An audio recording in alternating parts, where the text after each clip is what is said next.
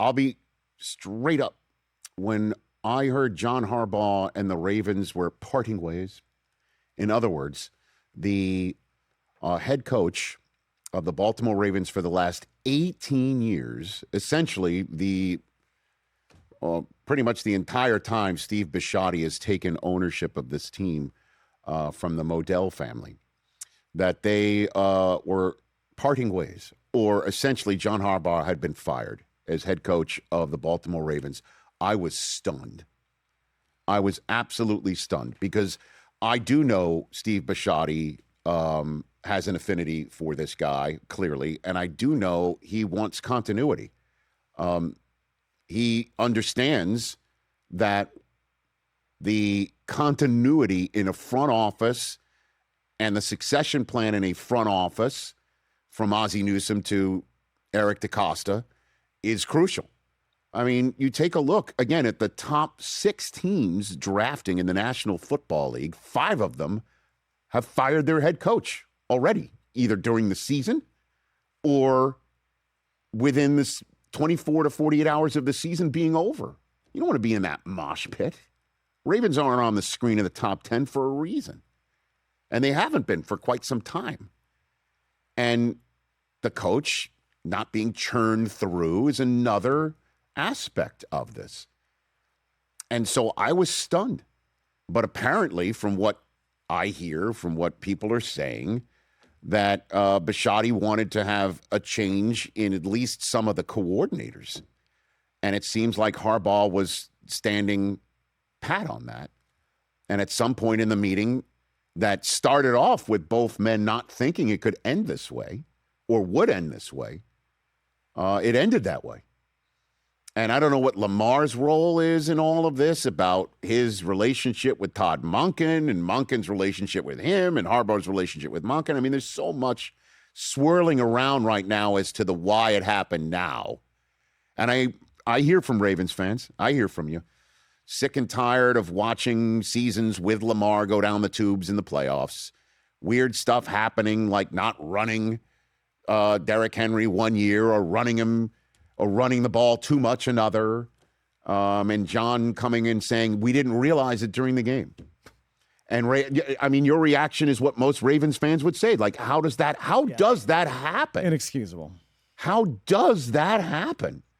I mean, the Ravens lead the league in kind of how does that happen, from drop balls or fumbled balls that obviously is not the fault of the head coach, to the scheme. And then saying, yeah, we need to fix that next year.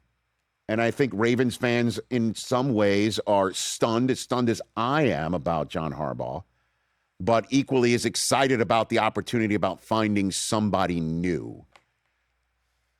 Our radio audience has just returned here on the Rich Eisen Show. I'm in the midst of giving my 2 cents about John Harbaugh. I'm stunned that the Ravens are going in another direction. But at the same time, I can understand it. In the same way that we just spoke with Mike Tomlin of Pittsburgh, he's as invigorated as ever, understands the role that he serves in the Pittsburgh community as well as that franchise. He even said basically he knows nothing lasts forever. Nobody's going to be the Landry or the Shula of our generation. I guess Harbaugh was as close to it as anybody. And now Tomlin sits with a clear lead on being the most tenured head coach in the NFL. So anything obviously can happen. I get that. But totally surprised that the Ravens are moving on after 18 years with a guy who I understand frustrated a lot of Ravens fans with the results.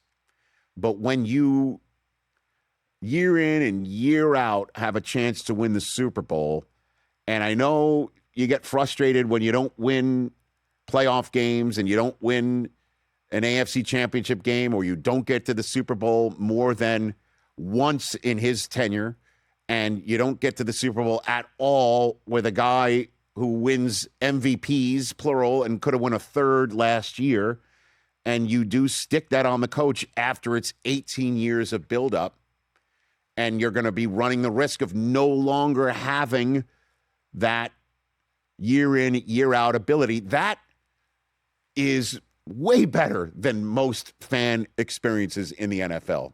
I have to tell you. Speaking from experience, Jason Feller is not wearing his Raider hat today. You can speak from that experience. Definitely. You, sir, from the Dallas Cowboys can speak from that experience. Chris is water skiing behind lots of yachts from his New England experience. But this experience, Ravens fans, has been incredible on its whole. And in terms of Harbaugh's abilities,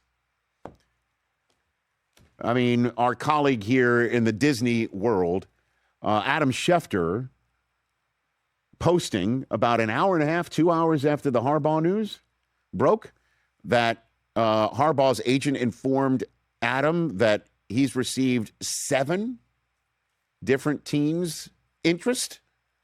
Makes sense. On behalf of his client. Well, you do the math there's only 7 head coaching jobs open, and one of those 7 was created by the team that made him available. Yeah, right. So that means there's one other team that currently has a head coach that called to say, what's up? And you have to figure there's more than that, too. Yeah, a new report today had that number at 9. Of course. Number's going to be at least 12. So John Harbaugh went from waking up Tuesday morning, the head coach of the Baltimore Ravens, going to see Steve Bisciotti, going through whatever meetings that they're having, not thinking that by the end of the day, he would be a free agent receiving phone calls and interests of damn near double-digit NFL teams. But that's what happened. And suddenly, anybody else who thought they might get this job, that job, that job, this job, guess what? You might not, because John Harbaugh is going to be at the top of everybody's list. Everybody's. I thought, and Kevin Stefanski was apparently having dinner with the Giants last night. Ooh. I read that one today. And, he woke up yesterday morning thinking, I'm having dinner with the Giants. I think I might get this job, to wait a minute. Now, due diligence is all going to be done. But at the end of the day, John Harbaugh is going to be coaching in the National Football League next year. And if you ask me, my 2 cents, I don't have any insight on this at all. I haven't spoken to anybody in the Baltimore organization whatsoever. This reeks of a Jesse Minter job. Reeks. And I know Ravens fans think, let's get some Ben Johnson who's going to be hooked up to Lamar Jackson and off we ride.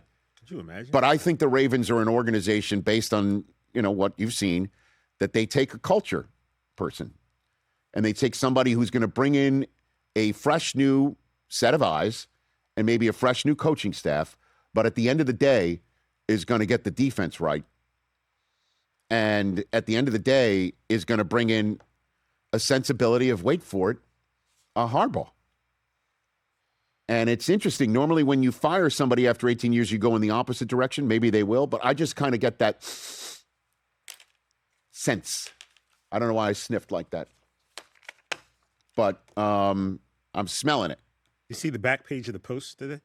Of New York Post? Yeah. Which is what? The Giants should go and hire him, or the Jets should fire their guy? Well, I'll send it to the guys at home. There's a picture of a smiling Harbaugh tipping his hat, and the headline is simply, "Here's Johnny." Here's Johnny. So, listen, and Harbaugh's the type of guy that not only can cause a front office to think about firing their coach for him, but if there's a certain team that says we're going to keep the general manager and they're going to hire the new coach, and not so fast. He's the type of guy that could come in and say, you want me? I'm bringing my own person. Yep. Like his brother. That's what happens after 18 years and making the playoffs in 12 of them. Hey, you made it all the way to the end. Thanks for that. Check us out every single day streaming live on Disney Plus and the ESPN app 12 to 3 Eastern.